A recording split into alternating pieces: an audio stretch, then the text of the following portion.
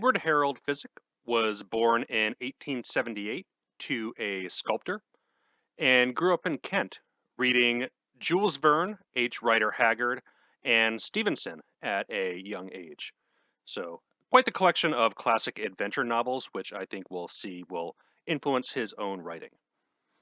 In 1897, he began to work at the Indo-European Telegraph Company, and it was here that he began his literary career. In 1910, he adopted the name Visiak, the formal name of his parents, and wrote a volume of poetry and the novel The Haunted Island, which was a mysterious sea voyage, a topic that we'll see he enjoyed quite a bit. Yes. When World War I broke out, he was a pacifist, and in the early 1920s began writing criticism on Milton, by far the most influential author to his own work and his personal life. And his Milton criticism is what he is most known for, both during his lifetime and possibly today, though I guess that may depend on who you are and what circles you're in. Yeah, who are you asking, right? But Yeah. Yeah, it seems like his novels are certainly not that well known, although No, they're not. This one did get into the 100 best works of horror fiction, edited by Kim Newman and Stephen Jones. There's an essay, a very, very brief, somewhat disappointing essay by Carl Edward Wagner about it. Yeah. This doesn't really say much, but I don't know. It just makes Yeah. comparison to a lot of other works and kind of jokes around about how Visiak must have done LSD even though it was the 20s. And, Yeah, right. you know. Yeah. Well, maybe one of Hodgson's mushrooms found his way into... Yes. But yeah, not very well known. Even today, I think a lot of the mentions of Medusa do come from places like that. Somebody somewhere put it on a list. But as we'll see, it's still a pretty obscure work. But in the early 1920s, he became friends with a certain David Lindsay, who wrote A Voyage to Arcturus, who he Yes. remained friends with for most of his life. I guess the his in this case being David Lindsay, as Lindsay died much earlier than Visiak did. Visiak wrote a biography of Lindsay in 1963 and wrote an intro to the Voyage to Arcturus publication that was published by Victor Gollancz. For his own works of literature, Visiak's Medusa was published in 1929, which Visiak had clearly put a lot of effort into, and it's been described as his most personal work. However, the novel was totally trashed by contemporary critics, and it caused him a great deal of shame and embarrassment, causing him to turn away from literature almost entirely. He did return to writing literature between 1934 and 1936, where he wrote another novel, The Shadow, and some short fiction. But for the most part, he spent his career writing nonfiction pieces, literary criticisms, reviews for books and newspapers and things like that, and stayed away from novels. And, I feel bad for the guy. It must hurt a lot to put your heart and your soul into a novel and just have it ridiculed by the community. Mm. And it's probably not the first time it's happened on the podcast, and I can't imagine it's going to be the last. No. Some of these strange, more obscure works don't really have the initial audience that the authors might hope for, but instead find a cult following later in their life. Now, to be fair, I do feel like the critics might have been onto something a little bit. Like, there is something about this work that didn't quite work well, but I still feel really positively disposed toward it in a way. Yeah. We'll get to that. It's a really interesting work because I have a lot of conflicting feelings about it. And I think you feel very similarly. Yeah, I feel the same way. Yeah. But Visiak himself lived quite a long life. He died in 1972, and before his 93rd birthday, he wrote the poem, "Ignored through life, it seems, said I, that even death hath passed me by." So, feeling very forgotten and sad and alone for a lot of his life, which, it is kind of hard to read sometimes. But Medusa did develop a cult following eventually, while it was initially panned during its initial 1929 publication. It was republished in 1946 and 1963, both to relatively little fanfare, as both of these reprintings quickly fell out of print. It is still quite rare in physical form. There was a deluxe hardcover edition published in 2010 by Centipede Press that is one of those collector edition hardcover type books that initially retailed for like $100, but that version is also out of print. So if you're looking for this one, really your best bet is to look online. There's a copy on archive.org, and there is a German translation that appeared in the 90s where the introduction contains a lot of the biographical material that we pulled for this segment. So it still does remain obscure, both in physical form and, I guess, wider recognition, though it does occasionally make its way on these obscure horror novels you need to check out type list, where it seems that's where, at least based on the Goodreads review of this one, a lot of the readers come from and find this. So, according to Hugh Lamb and Frank Rayner, who wrote the introduction to the German translation, Visiak wrote an autobiography called Life's Morning Hours in 1968. So, towards the end of his life, but the early scenes of Medusa have very striking similarities to the life of the author himself. So, in some ways, this can be taken as a somewhat autobiographical account that at some point morphs into this bizarre fantasy that incorporates a lot of the themes that made their way from the literature that Visiak himself was reading. So, of course, opening up the novel is a quote from John Milton saying, "Medusa with Gorgonian terror guards the ford." And the novel opens up with an introduction after this from the narrator, a Will Harvell, who says he's writing this story at an old age, reflecting on his youth and not wanting to leave this tale to the grave. Will was born at sea. His father was a captain of a bark whose route was between Britain and Jamaica. And he's a man who developed a love for the sea from an early age. However, when Will was 8, his father's ship is destroyed in a storm, and all hands on deck, including his father and mother, are killed. And Will is the only survivor of the disaster, miraculously escaping. He's found on shore by a Spanish priest who takes him in and is able to deliver him back to England, where he lives with his grandparents. His grandfather is a scrivener suffering from the gout, and the only book he has in his massive library that he reads is the Bible, though he has several other volumes on theology. And the grandfather is this very fire and brimstone, serious type of person, though the narrator has fond childhood memories of the house that he lived in here, the flowers and the general atmosphere of the place. Though one night the grandfather is yelling at Will and he breaks his pipe in rage and yells at the grandmother and he's just like being a general asshole, and Yeah. he just seems like a really unpleasant person. Oh yeah, it's important. Definitely. But this doesn't put Will off from religion at all. Still, the grandfather continues to rage and be abusive, yelling at the cook, and Will takes up an interest in theology and becomes educated in it. And while the grandfather also moves to being physically abusive, his grandmother defends Will against his abuse and his attacks. One day, instead of going the long way to fetch water from the apothecary, Will does it from the village pump, where the quality of the water is much poor. This greatly angers the grandfather, and as he goes to strike him, he collapses and falls dead. During his burial service, the apothecary that he should have gone to is in plain sight, giving Will a very unpleasant reminder, and he's haunted by this image. Without the grandfather there, he's then sent to boarding school at Bristol, and it's this very melancholy departure scene. Accompanying him is the servant of his grandmother, who's also roughly around his age. Will doesn't particularly like him before, but has now taken a certain fondness for him that he's his only companion on the road on this strange new journey.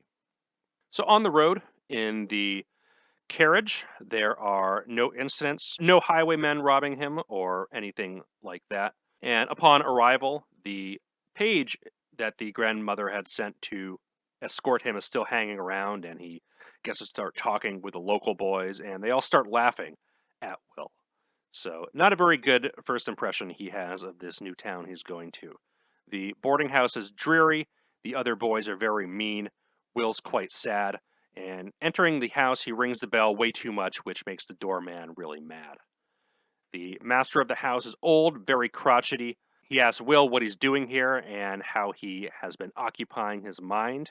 Will notices that there's a portrait of him hanging on the wall, which for a minute appeals to the master's vanity, but the conversation soon goes south, and the master of the house says he's wasted all this time on him. He is constantly referencing Socrates, and he tells the footmen to escort him away to the schoolroom, where he's teased by the older schoolboys.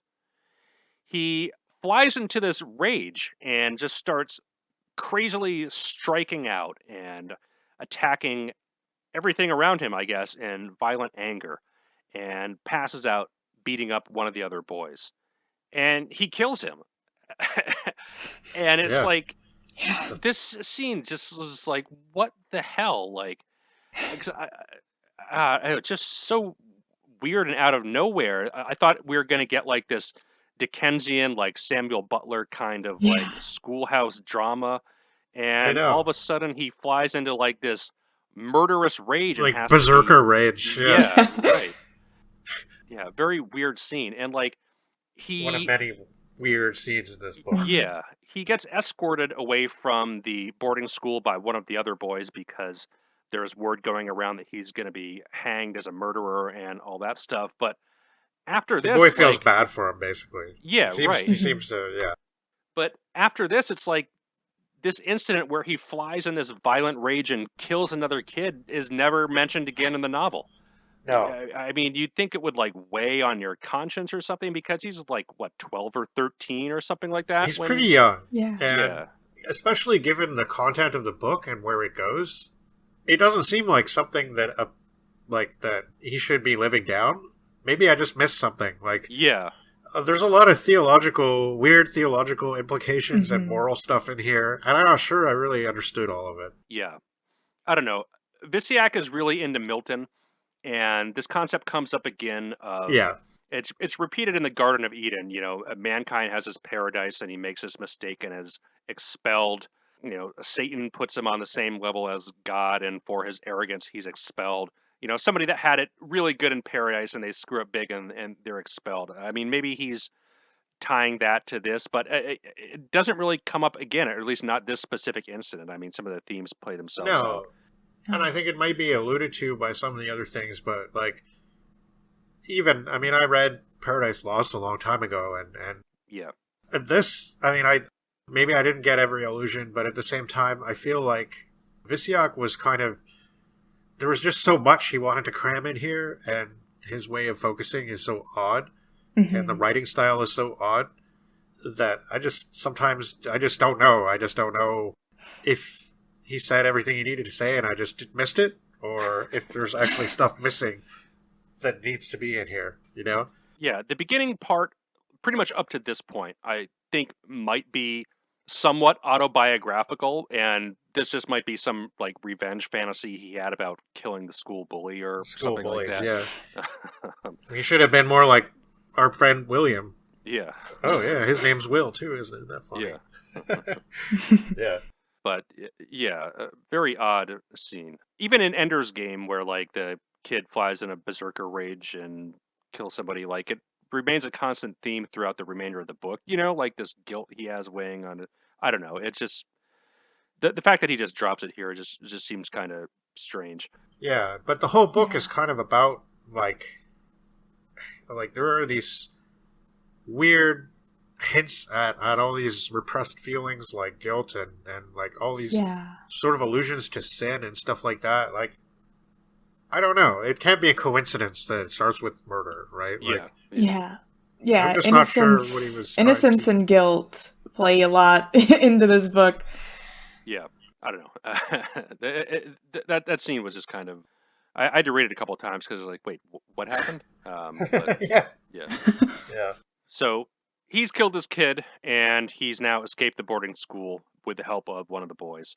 And he passes out in a meadow somewhere, thinking he's a murderer damned to hell because his grandfather has really hammered in his head this whole fire and brimstone stuff. And murder is pretty much the worst crime you could commit, so of course that's where you're going. He wakes up and he debates becoming a highwayman because he's already damned, so like, why not? Why not?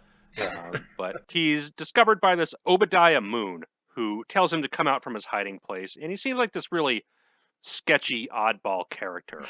And he seems to have a pretty nasty streak because he says he's killed someone before for deriding him once. Yeah, and I like this, though, because he's like, he was trying to scare Will, right? Yeah. And Will's just like, oh, yeah, okay.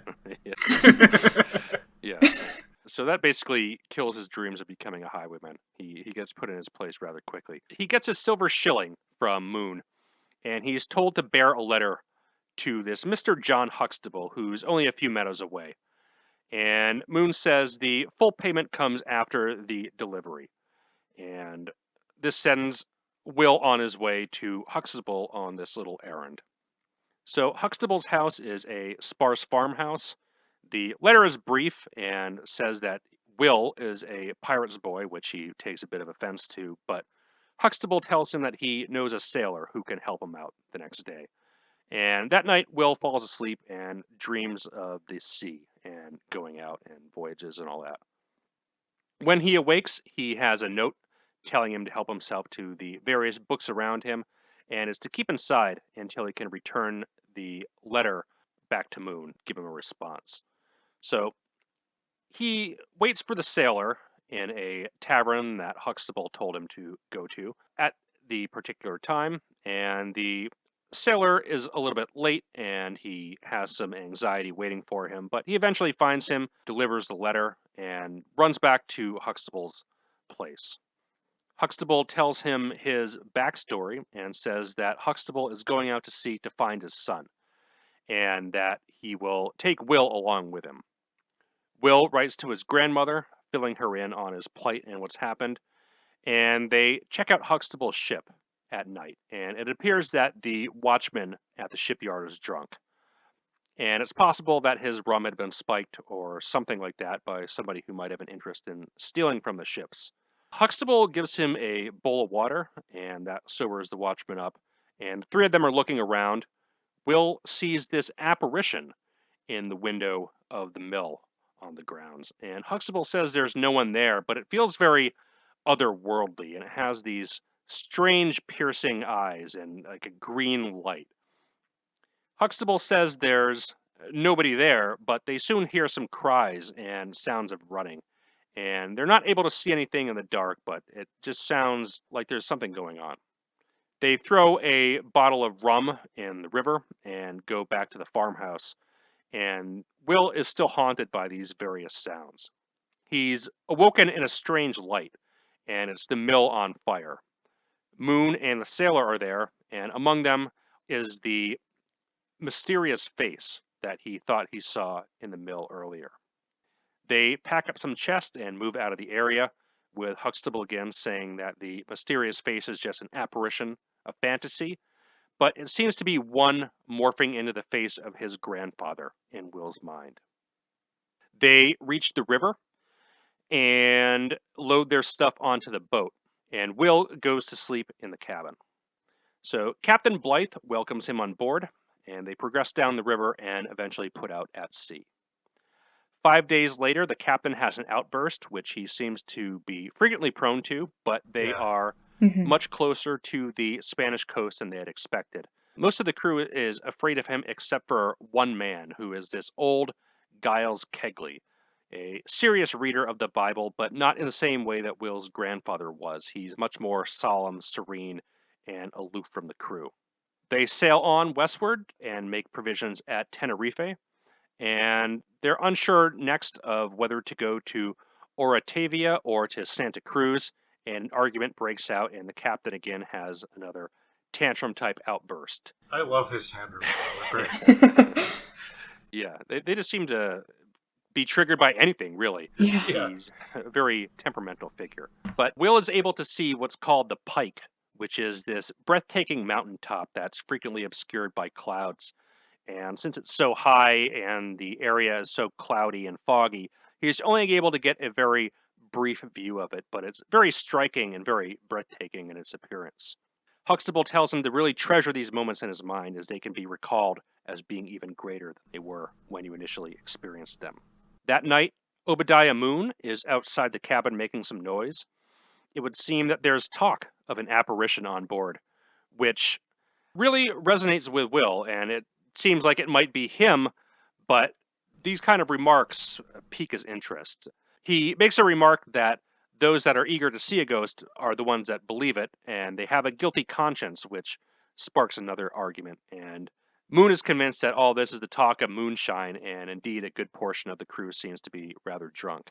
The next morning, Will is talking to Huxtable about the whole ghost incident, and Huxtable says that the ghost is indeed rum, and it must be excised from the ship. Will spends most of the day sleeping and wakes up later, and they're in a harbor at Santa Cruz to take on provisions. Obadiah is also not feeling very well and has some vague hurt among him. Huxtable tells Will that if Will recovers from whatever his ailment is, he'll take him on shore, but Will is unfortunately not feeling up to the task and remains on board the ship. When Huxtable returns, he briefly takes Will out and he gets to see a little bit. Obadiah has also recovered, however, he's in very ill temper, as one of the shipmates didn't buy him a parcel of salted fish. And this fish seems to be very important to him, so he gets very upset and angry and pulls out his knife in a very menacing gesture and starts acting very threateningly to other members of the crew.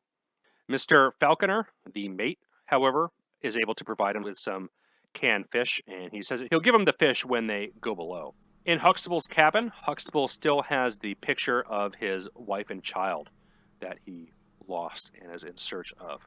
Will asks him if Huxtable will publish his journal, and at supper they are with the captain and Falconer.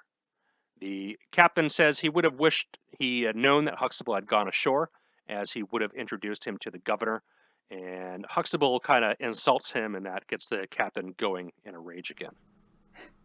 The next morning, there's a northeastern wind. The captain wants the next point to be Pernambuco, and they're on their way. Will is captivated by the flying fish that they see passing through the water, and they sight the volcano at Fogo, and they have an easy time at sailing. Huxtable fancies himself a Socrates at sea and holds some dialogues with the crew.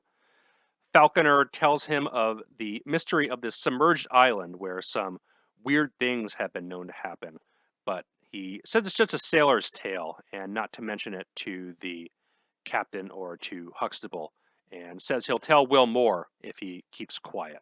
And his words convey this certain sense of weirdness and dread, which he finds to be quite haunting. The captain is quite puzzled at Huxtable's philosophizing with the men and wonders what it can do if it has any purpose, and Huxtable retorts that maybe he should condescend to talk to the crew himself and maybe find out. They pass the Cape de Verde Islands, and the fishing is pretty good, though Will finds its appearance to be rather barbarous. They sight a number of porpoises swimming, and one of the men, a Merry Jack, strikes one of them with a Visiak, which I guess is this like type of harpoon. Yeah. One of the crew tells him he's not long for this world for striking a porpoise, and this makes Jack incredibly terrified. He tries to let the porpoise go, but the Visiak had killed it, and this really affects him deeply. They encounter a gale at sea, and Merry Jack is heavily grieving, and it's possible the man who told him this is just making it up because he likes animals, but as they sail further along, the corpse of the porpoise resurfaces, and Merry Jack dies 3 days later, so not a particularly merry end for Merry Jack. No, quite a curse. It was kind of, it was weird. It was kind of like, it made me think a little bit of Poe, the way he did that part. Not similarly written, but just the whole idea of this, and I guess also Coleridge. Yeah, right. I mean, the killing of the albatross is a pretty clear parallel here. Yeah. But they continue on and cross the equator. Will observes these brilliant colors, and they reach the shores of Brazil. Fortunately, the captain knows Portuguese to get by. The boatswain yells at Obadiah for not working, which causes him to run in a rage. The boatswain is in pursuit of him, and Obadiah is eventually made to work. The other crew are jesting at him, and Obadiah counters back by slashing at one of them with his knife on the hand, cutting him pretty deeply. The boatswain gets word of this from Will, and he asks Obadiah what happened, and Obadiah says he was completely justified as this other sailor was going to steal his fish, which is rightfully his.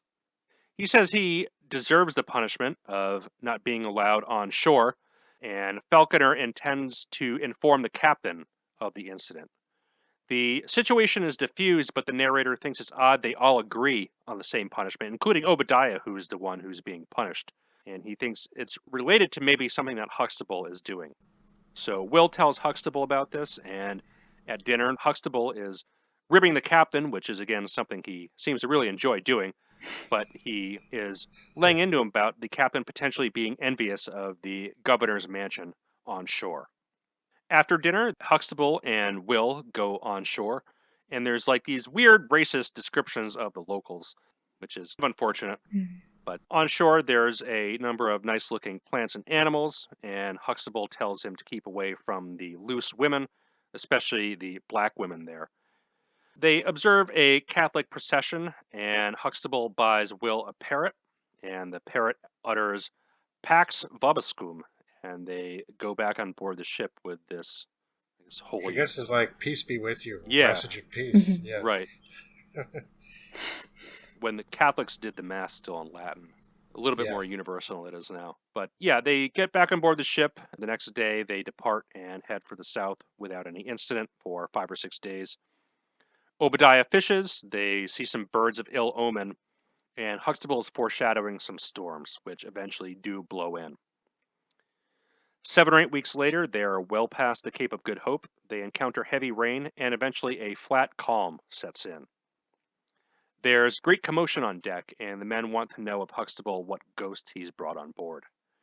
The captain thinks they're all mad, and the boatswain says that the mate, Philip Campion, saw an apparition. Huxtable is mocking him, but Campion gives an account of it with great green staring eyes, which makes Will recall to the apparition that he saw in the mill earlier before they got on board the ship, which he then tells to Huxtable. Huxtable tells him about one time his ship was taken by pirates with his wife and children on board, and he promised a ransom for their lives and had to sell his estate in order to fund the pirates' ransom so they don't kill his wife and children, and that Obadiah Moon is actually the emissary between him and the pirates, and that Will says it's good fate that he came in contact with him. There's some discussion on chance, and a new wind blows in, allowing them to travel to the northeast, crossing the equator.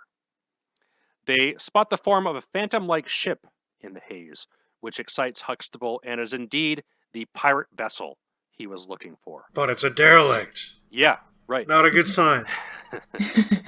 So, of course, we have to go on board, and Huxtable tells Will to fetch Obadiah, which he does with great difficulty as Obadiah is playing dumb, but Huxtable tells the captain that he wants to go over to that ship with Moon. Obadiah's drunk again. Yeah. Very common in his behavior. Yeah. In fact, and it's like every time somebody gets drunk in this book, and it's not always Obadiah, it's always something bad, like it's always no good comes of it. And either Visiak or maybe just the characters, I don't really know which, feels the need to moralize a little bit about it. Yeah, I get the feeling he had a bit of a temperance streak in him from some of the writing here. But Huxtable insists on going alone over to the derelict ship. Well, I guess we don't know it's a derelict yet, but he insists on going alone over to the pirate ship on their conditions that he not negotiate with anybody else. So the captain agrees to this, and everybody else on board really is objecting and worrying about this plan. So Huxtable goes off to the ship, and 4 hours pass. And he returns looking quite disappointed because the pirate ship was completely empty. There are no signs of struggle, but he found a great deal of treasure, further adding to the mystery. They approach the derelict, and Will has an uneasy feeling when they get close. And as they board, Will has this feeling like the ship is enchanted, and he wants to get out of there as soon as possible. Huxtable tells Will not to worry and goes on to show him the treasure, but the treasure room has somebody sitting in it.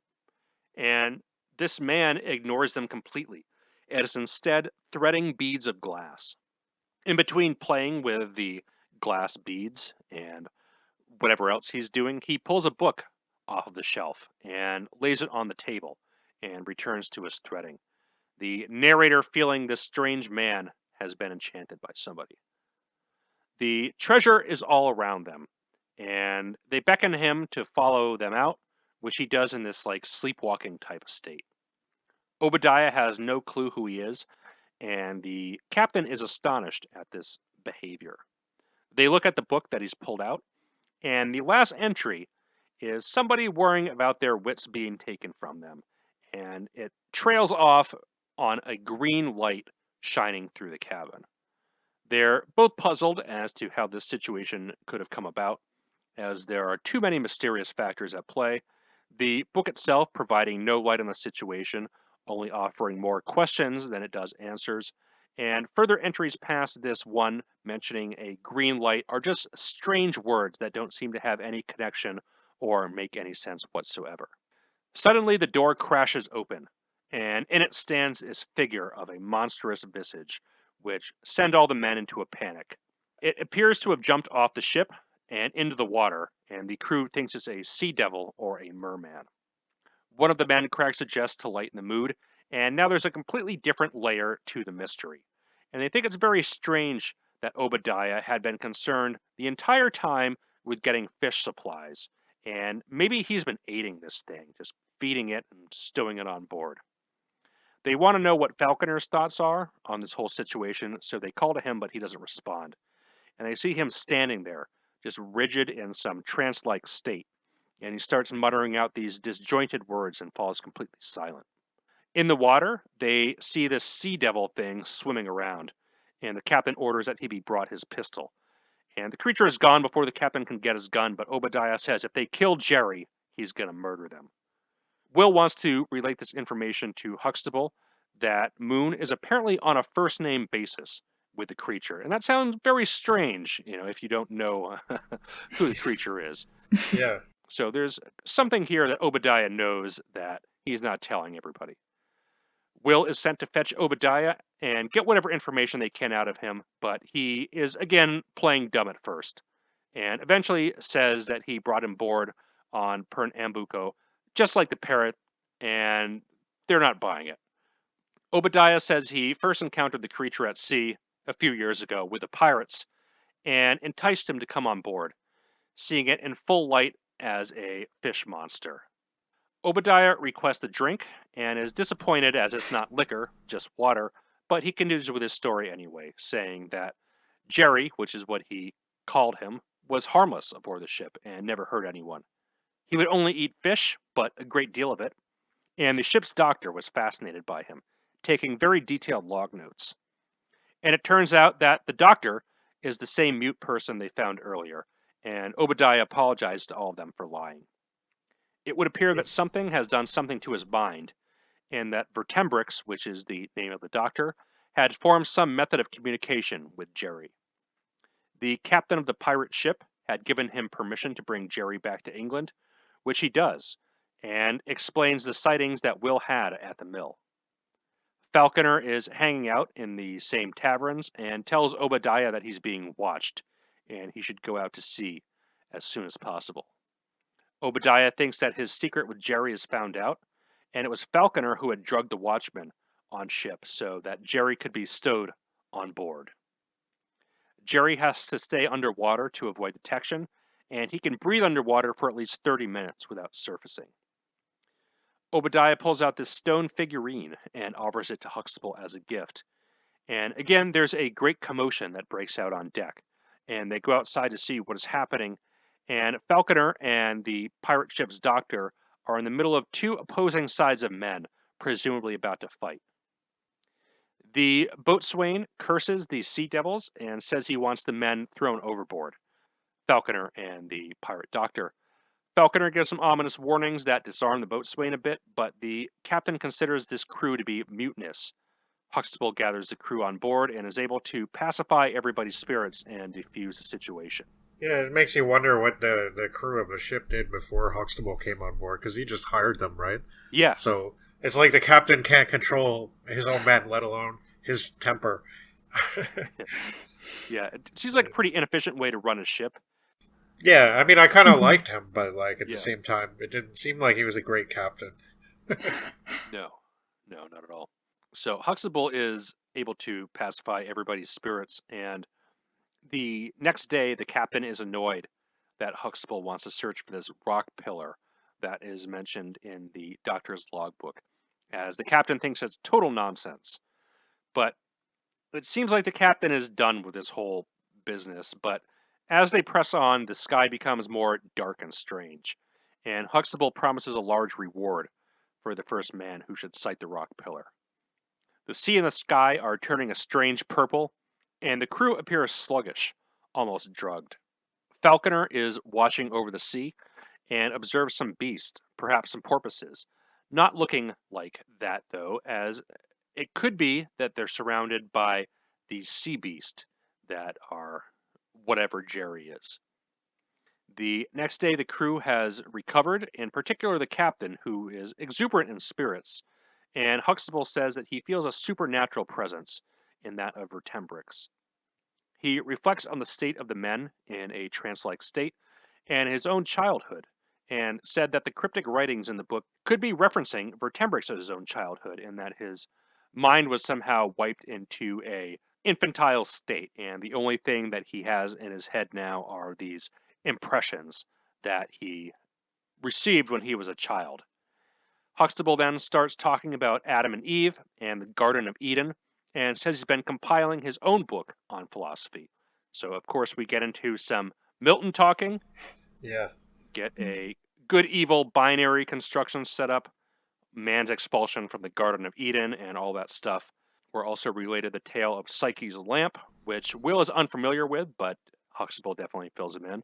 Fortunately, the narrative clarifies that she was a king's daughter, and Eros was sent to kill her, but he falls in love with her instead, and they have to live together without her being able to look upon him.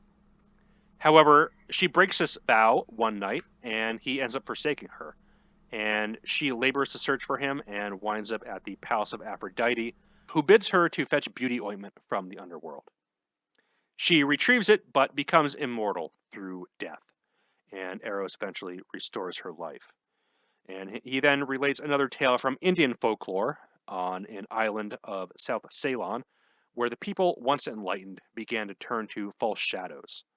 There was tension between the material and the spiritual, and an enlightened philosopher tried to show them the way, but an adversary arose, one whose worldview comes from an elemental understanding, like earth, wind, and fire, and that there are various invisible beings present in the world. He wins over the nobility, and eventually evil effects come into society, and the island gets swept away to the sea, with only a few survivors left. Their descendants gradually changed throughout the course of evolution into sea beings. So we get this repetition of this paradise expulsion over and over again, and that seems to be the origin story for Jerry and the Sea Beast here. Right, which is weird because you can't really see how Huxtable is connected to all that, but that definitely seems to be more important to the story than when it first appears. Yeah.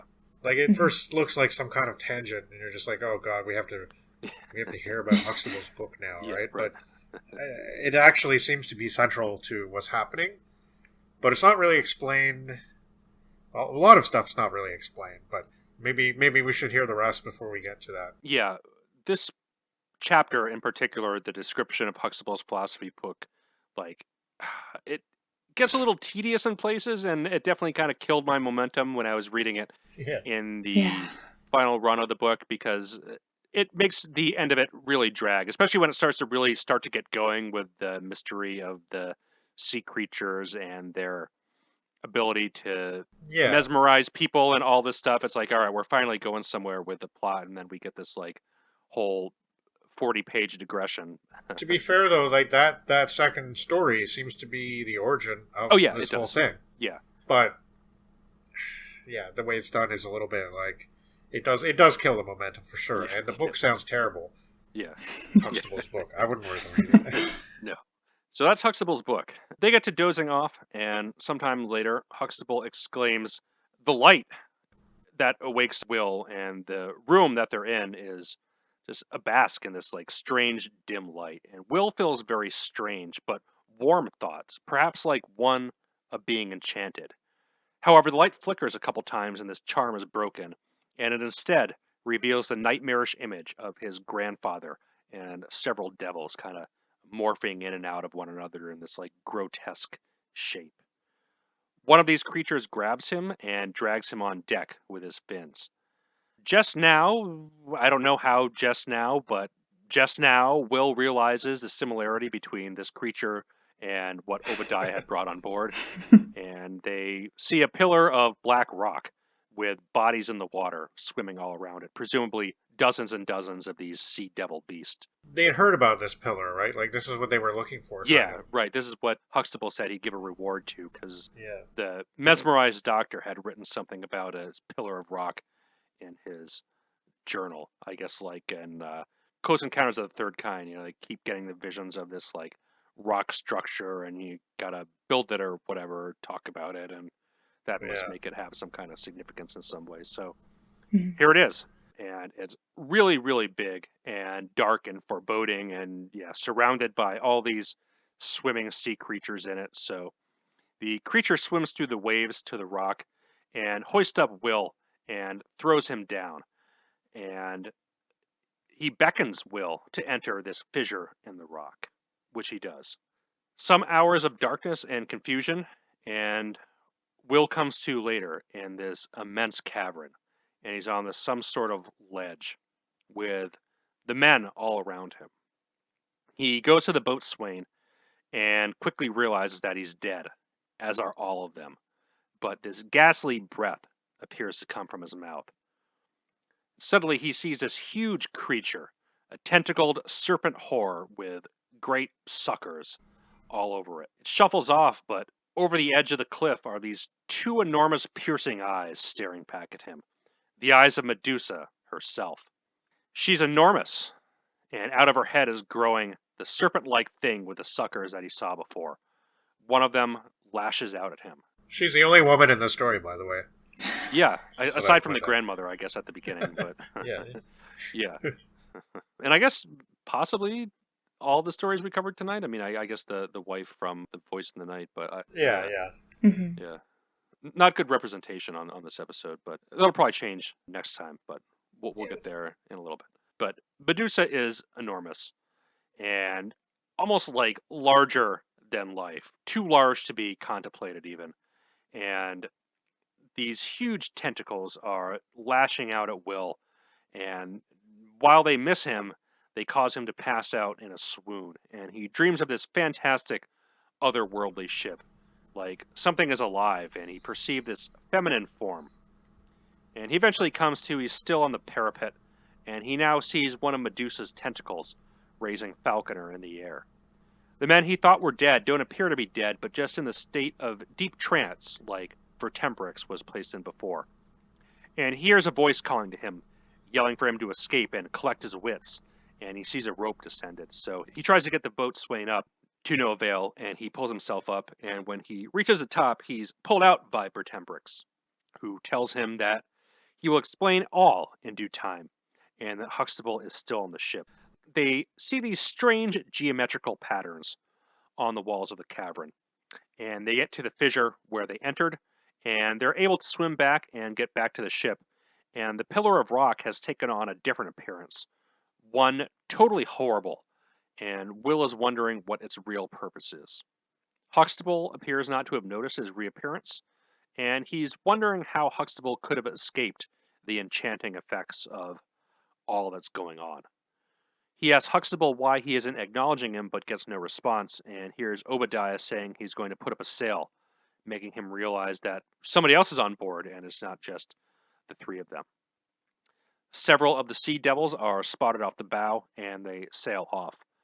Vertembrix, perceiving that Obadiah liked to drink a lot, throws all the rum off the ship, and Huxtable's mind appears to be returning somewhat, and the narrator jogs his memory with some childhood musings, and then tells him about his philosophy book, which eventually leads him to come to. Obadiah tells Will that he escaped the light because he was drunk, and Kedgley just assumed it was the rapture, so it took another form. So that's how those two are still on board. So alcohol did some good after all. Yeah, right. Yeah, I was surprised that Obadiah made it. I thought he would be punished. Yeah, you'd think. And it would certainly fit thematically. So the ending was very surprising, actually, Yeah. for me. But 2 weeks go by, and the ship springs a leak. Kedgley quotes some scripture from the Bible, and they see a sail and are saved. And Huxtable speaks to his son, as if he were there, that the boy, presumably Will, is much like him, and then dies on the spot. And Will reflects to a scene back from Huxtable's farmhouse, where Huxtable told him, "If God send that I find my son, you two shall be as brothers."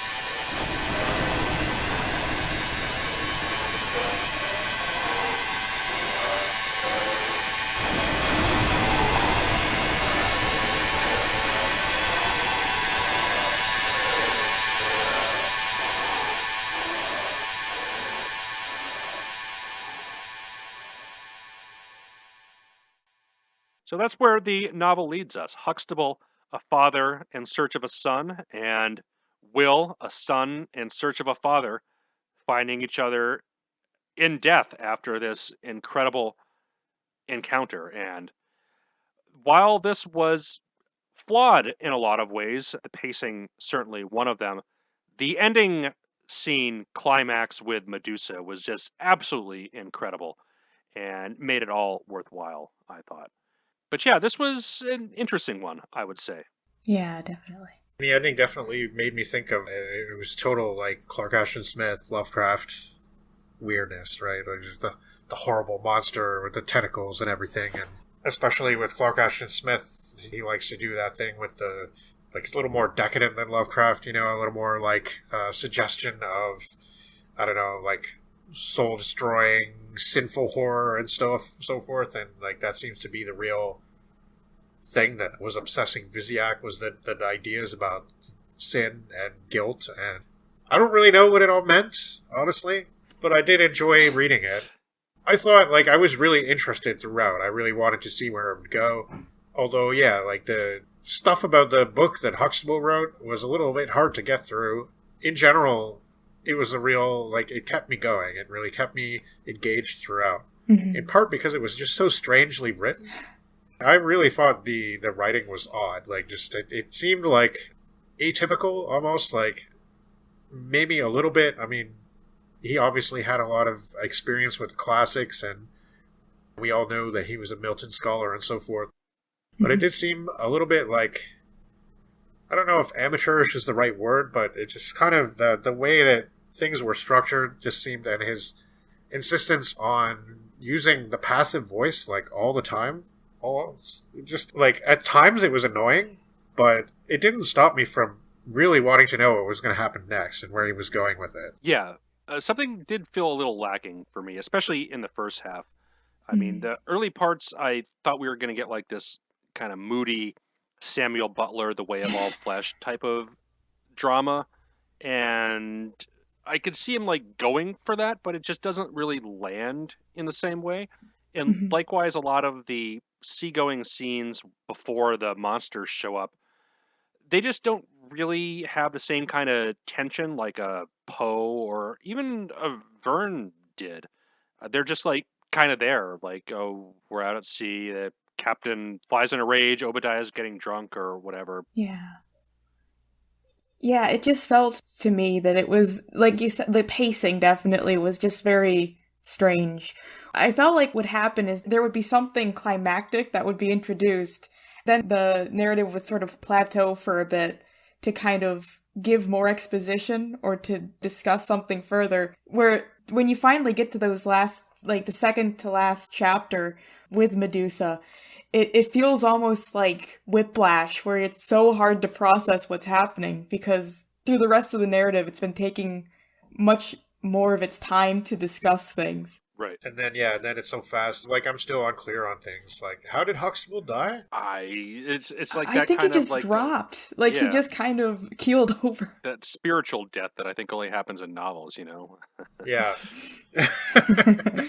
Well, maybe particularly novels obsessed with sin and, like, I don't know, some kind of guilt. Like, see, here's where I question. So I don't know how. See, I guess in a way I would like to know more about Visiak because I don't really understand how much he wanted us to think of the fact that this whole book is essentially, I mean, even though he's an old man when he's writing it, Will, that is, his perspective is entirely childish, right? Like, he's a young child.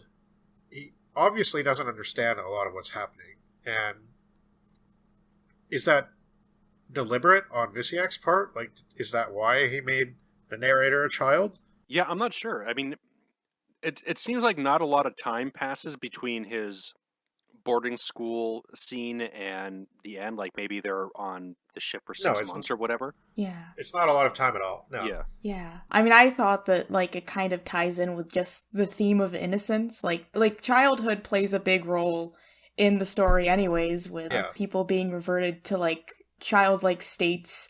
And so I guess maybe Visiak thought that it would be a good idea to have the entire narrative told from a child's point of view. And I guess in a sense, childhood can also represent, in a sense, the paradise that's lost, as kind of, in a sense, Yeah. something that's pure and clean that gets tainted by the real world, or I guess in this novel's case, murder, in a really overdramatic and ridiculous way that it just feels jarring from the rest of the narrative. Mhm. And I get that that might be the point that he's trying to make, but just something about the pieces don't really fit as well together as they might have. There's too many themes. There's too many things happening, and not enough resolution, I guess, is really what it is. I think there's too many themes, and you can't really make sense of them because they don't necessarily all go anywhere. Or they don't like. It's hard to figure out what he's trying to say. There's definitely a theme of moralizing throughout the book, which I found a little bit slightly off-putting, I guess. Like, I mean, I've definitely seen worse. But there's definitely, like a bit of a righteous attitude going on with certain things. And I can't tell how much of that was Visiak and how much was like, here's this kid, right? Here's this kid who's already overcome by guilt. And he's like been taken in by this father figure who is Huxtable. And Huxtable seems like a very caring person, but he also seems kind of like dedicated to this sort of moral upstandingness and this like kind of not stern like his grandfather maybe, but a certain like a certain sternness, a certain austere quality, just that stuff about like not associating with the women and like sort of, I don't know, it's like the things that some of David Lindsay's critics said about A Voyage to Arcturus that Nate and I didn't think were true. I felt like it might be true of this guy. Yeah, there is definitely some strange attitudes about sex in this book. Like we were saying with the idea that, Medusa is one of the only women in this book. Yeah. You also see a couple of the sailors, they are associating with, the and he black condemns women. them. Yeah, he does. There's also, like, isn't it, when Huxtable is seeing the green light, he sees his wife, right? I thought he saw, like, a vision of his wife as though, like, that's what tempted him into this state that he's in. And it's Giles who, like, denies the pleasures of the flesh or whatever, and that's what saves him from the same fate. So it's very strange. Yeah, maybe, like, that's part of the whole temperance thing. I don't know how religious he was in his personal life, but he definitely seems to have some hang-ups there with both sex and drinking. And oh yeah, again, quite a contrast to Lindsay, where they're like breaking a whiskey bottle and drinking from the broken bottle and like stripping naked before they fly off into space. Like...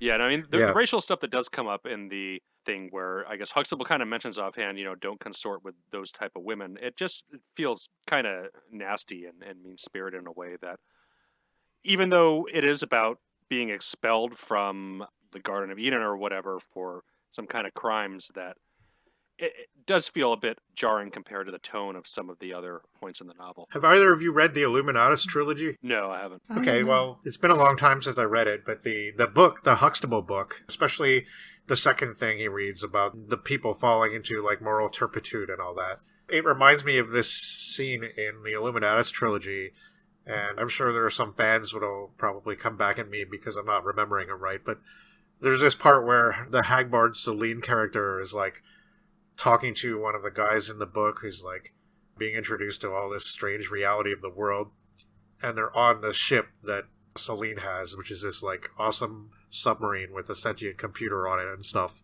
And he's like, "Oh, I'm going to tend to the ship, see if you can find maybe you can find some reading material to pass the time or something." And he like looks in the wastepaper basket, and he finds this pamphlet, and it's a pamphlet about Atlantis. And it describes what happened to the lost world of Atlantis, and like Robert Anton Wilson and Robert Shea actually that's a digression sort of in the book, and they have this whole pamphlet, but it's specifically described in a way that's almost trashy, like it's almost like, well, there's nothing else to read, so I might as well read this, but then they have the whole thing excerpted, and it's like this talk of a civilization that fell from grace and stuff like that, and it's like, it's just one of the weird things about that book, and that whole thing that reminded me of that. Like, I feel like maybe not this book specifically, but they were definitely aware of these kind of stories and were definitely like influenced by and also slightly parodizing. I mean, Lovecraft is sort of a character in the book, right? So it's just interesting. Yeah, that I kind of made that connection when I was reading that. Yeah, I mean, I think Atlantis comes up quite a bit. This was published maybe the same year, or at least within a year or two of Doyle's Maricot Deep, and again we get the same kind of Atlantis parable in that of the people falling from grace because of a false prophet who led them astray or whatever. Yeah. What was the deal with Vertebrax? Anybody know? Why did he revert to childhood, and why did he suddenly snap out of it again? So, yeah, I don't know why he snapped out, but me neither. The reversion to childhood, I don't know if it was like a common theme in psychology at the time, but the idea that, if you have like different layers of intelligence, your reptile brain, which is like the basic instincts, and then the mammalian stuff on top of that, and the kind of human upper consciousness. I think there's studies or research that suggests something like domestic animals like dogs and cats have the emotional intelligence of 4 or 5-year-old, but they obviously don't have the ability to express that in verbal language. But if you blank your intelligence to, I don't know, it's probably not the best term for it, but if you were able to like somehow wipe that upper human intelligence away and be left with the next layer below, perhaps the only things that you would be able to see and express yourself into are these impressions of your childhood, when you were of that age, when things made sense on that kind of almost instinctual, visceral level that is before you had any kind of conceptions of analytical intelligence or rationalization with the world, just kind of your pure senses and instinct running on autopilot. That was my impression of it anyway, on why the childhood thing came in there, as also maybe a metaphor for innocence as it relates to the larger text. But was all this because he got exposed to Medusa and survived?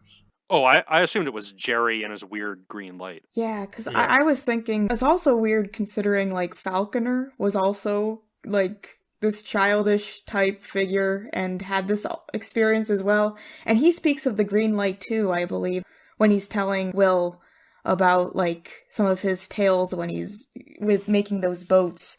Yeah. So I don't know, he must have had the same experience, and that's how he knew about Jerry, I assume. Yeah, and it's revealed he's in on it, and like Falconer is a kind of weird pacing and plotting problem with the novel because his role isn't like really clear, and it just kind of doesn't make sense that him and Obadiah are like in on it together. Yeah, but but they are. Right. And if anything, I almost would expect Huxtable to be in on it, but I guess like I keep kind of forgetting that there were supposed to be pirates in this book, and we never actually saw any Right, pirates. Yeah, the Right? pirates are But, long like, gone, and Vertembrix is the only remnants of them. And yeah, is it common for a pirate ship to have a doctor on board? Like, especially one who it takes us, like, especially one like that. Like, yeah, once he snaps out of it, he's like the most rational, like, together person on the ship, and Yeah. he's like a really good guy. Like, he's almost like the new Huxtable. yeah. Yeah. Like, Huxtable kind of served his purpose and dies. I never liked him. Like, I always just, I don't know if it's just nowadays, but like this whole idea of, oh, I'm looking for my son. You'll do.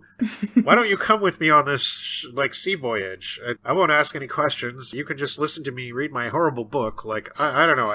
There was something about him. Like, I was almost expecting him to be in on the whole thing, and like I could tell it wasn't going to go there just because the way he wrote about him. But like, I just didn't. I don't know. I didn't really take to that character. I kind of wanted the captain to give him a good whooping. I don't know. And Vertembrix, like, yeah, he didn't seem like a pirate to me. No. He seemed like a scientist. Seemed Yeah. like, what was he doing on board that ship? Yeah, they call him a naturalist.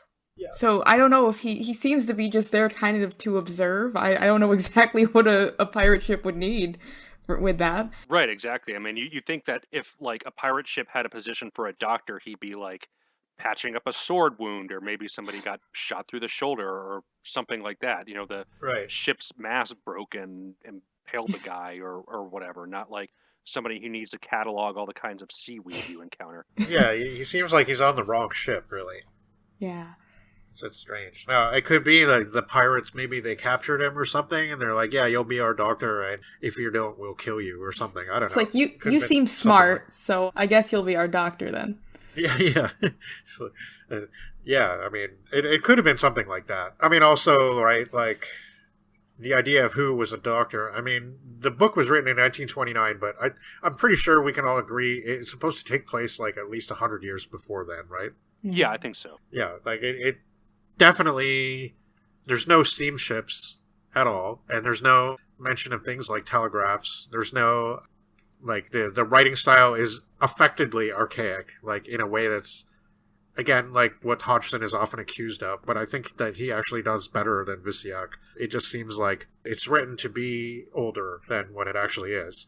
Mhm. So things like piracy and the nature of who could be the medico on a ship, right? Like, I don't know, anybody who seemed to have a interest in, quote, naturalism, quote, could probably have served the bill on a pirate ship, I guess, but it's still strange. It's still definitely strange, and I didn't know what the deal was with him, like, and what snapped him out. Like, I feel like it had something to do with being exposed to Medusa, but I don't really know either way. Presumably, yeah. I mean, I like that there's, like, no explanation given at all No. for the whole Medusa thing. It's just, like, there, and it's terrifying, and it's, like, unfathomably huge, and it's so cool. And it's cool, but it's also Yeah. symbolic, right? Yeah. Like, it seems to symbolize that sin aspect of the novel that we're trying to sort of get at, and not really grasping because Visiak wasn't very clear about it. Yeah. But, it's this whole idea, and it could even be linked with femininity somehow, and I don't really know. It's just like, it kind of leaves me to wonder. Like, Arcturus made me wonder a bit too, but I made peace with it, and it's kind of like, you know what, I don't think it's anything like that. Like, there's a lot of weird sexual stuff in Arcturus as well, but it's like, it's handled with so much, like, there's so many different perspectives from the different races and people with their philosophies and stuff, that it doesn't really come off as being as moralistic as this book does. No, in a sense, I guess I wouldn't say it feels puritanical, but it feels very, like, afraid in a lot of ways of things like that. Whereas Arcturus, like, really embraced it. Yeah, and I kind of like reading this book at certain points, like, not just because of that, but certain other things, like, the whole early part with the childhood and stuff like that, and Will and all that. And I kind of like, I wondered if Edward Harold Visiak was okay. Like, I kind of felt like he was not okay. Mentally. Yeah, that's what I get the feeling of too. It doesn't seem like he had a very happy life. It seems like he was depressed a lot and lived a very, very long time in that state. Yeah, Yeah, and no doubt he would have borne it. If he's anything like what this book suggests, his depression would have been something that he would have sort of borne like a necessary burden in his entire life, pretty much. Yeah. This book, in a way, sort of reminds me, at least in its, like, personal aspect, it reminds me of Arctic, in a way, where it feels like it's sort of speaking very personally from the author. No, definitely. And I could see the sting in both, where it got lambasted by critics, and it's just gotta hurt a lot. Yeah. It also reminded me of Arctic in the way that it was written. There were certain parts of the writing that I thought were not quite as good as they could have been. Like, it's just the way that the sentences were structured and the way that, like, some of his word choices just seemed very odd to me. Somebody who, I don't know, like, again, it could have been in part because he was trying very consciously to write in this antiquated style. But there were a lot of instances where I had to reread parts, too, like I did in Arctic.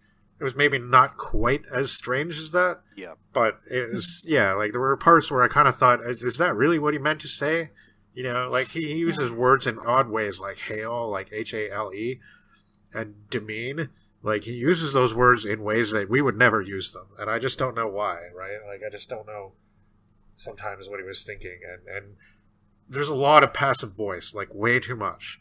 Mm-hmm. Like, he never says something straight up in the past tense. He's like, oh, and then we did do these things, and we did do this, and we did the other thing, and then he did feel bad, and he, it's just like, it's very clunky at times, I guess. Mm. But again, like, it's weird though. None of that was enough to stop me from being engaged. Like, I really was fascinated by this book while reading it, and I didn't feel annoyed by it while reading it. And then when I put it down sometimes afterwards, it took me a while to get back to it. But once I got back to it, I was into reading it. So it was a kind of a really interesting effect. Like, I wasn't really struggling with it, despite the fact that I have a lot of critical things to say about it. Yeah, no, I'd agree with that. Mm-hmm. I certainly enjoyed it overall. It's definitely flawed in a lot of ways, but it has a lot of aspects of it, and especially that ending scene, which really made it worthwhile, I thought. Oh, yeah, That was awesome. Yeah. That was true horror. I was almost surprised, though, that, like, the sailors didn't throw Will overboard, because he was really annoying. Like, every time something would happen. Yeah, and he didn't really serve too much purpose either. Yeah. Like, and every time that something would happen on ship, like, because Huxtable's, like, down there, and he's in his cabin, right? Like, presumably working on his book or moping about something, I guess, maybe his son, most of the time. Whereas Will's hanging out on deck with the sailors, right? So he's, like, overhearing everything they're saying and whatever's going on. And as soon as something happens, he's, like, running down there to tell Huxtable about what happened. Just picturing all these guys, and it's like, oh, there he goes again. Hey, when should we throw him overboard? And, like...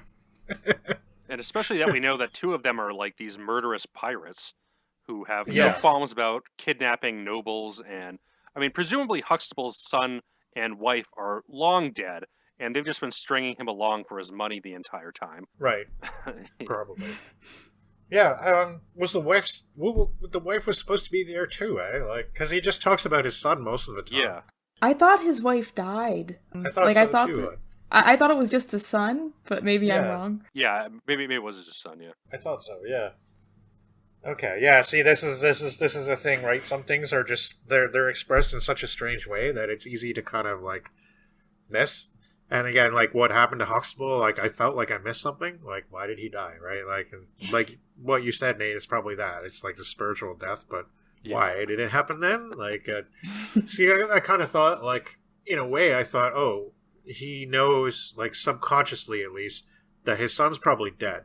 So he wants Will to stay with him as a kind of replacement, right? And like this is sort of his feeling, like his gut feeling is that his mission may not be successful. So it's just the right place and the right time that he found this kid, and he's like ready to adopt him and stuff like that. So that led me to think, well, if he discovers that his son's not alive anymore, he'll be like, at least on some level, ready for it. Right. But apparently that wasn't the case, and he didn't survive.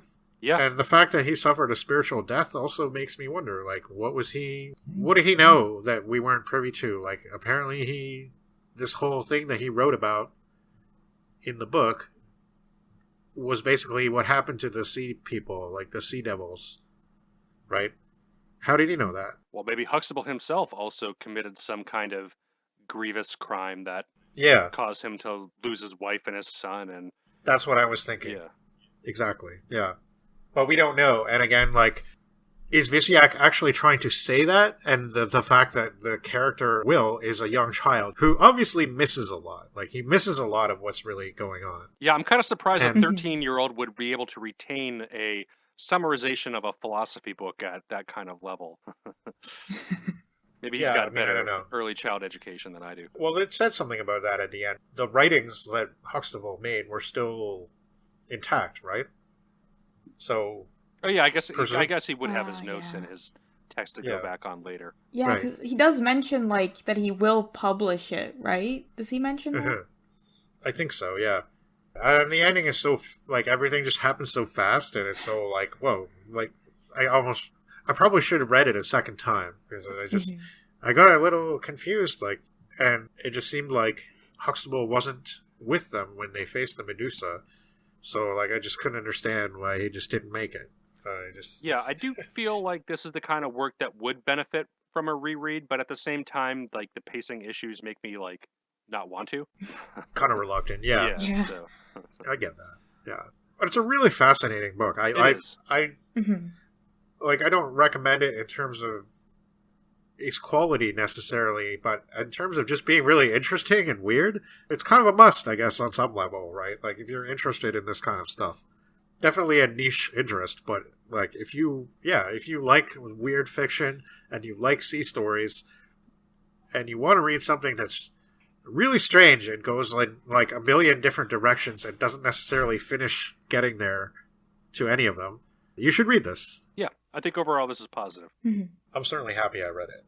Yeah, same. Yeah, I mean, it was an interesting experience. Yeah, and overall, these stories were really good tonight. So I think with that said, why don't we take a look at what we got next? Okay, we are continuing on with the weird fiction next time, because I think we're all onto that, and we're all kind of interested in knowing where that's going to take us next. We are not going to be abandoning the sea either, although we will be slowly heading away from it. We will be discussing the short novel Claimed by Frances Stevens, which is the pseudonym for Gertrude Barrows Bennett, which is a short novel written in 1919, I believe. We will also be covering the short story Dagon by H.P. Lovecraft, which is our first exposure to Lovecraft in the podcast, probably first of a few. We'll be doing The Sea Witch by Dialis Nixon. And it is with great pleasure that I will say that we have added a new addition to our next podcast, which is Jean Ray's story, The Mind's Salter. And those are the sea stories we'll be doing. But we'll also be doing some other stories. We'll be doing The Hounds of Tintalos by Frank Belknap Long. And we'll be doing The Runaway World by Claire Winger Harris. And many of these are stories published in Weird Tales, or certainly by authors that would be later published in Weird Tales. I believe even Jean Ray had a story published in Weird Tales eventually. So I'm really looking forward to that, and I think it's going to be a great episode. We hope you all enjoyed this one. So till next time, steer clear of your derelict ships, and don't forget to keep away the slacks, ship the bars, and raise the pulls. Good night.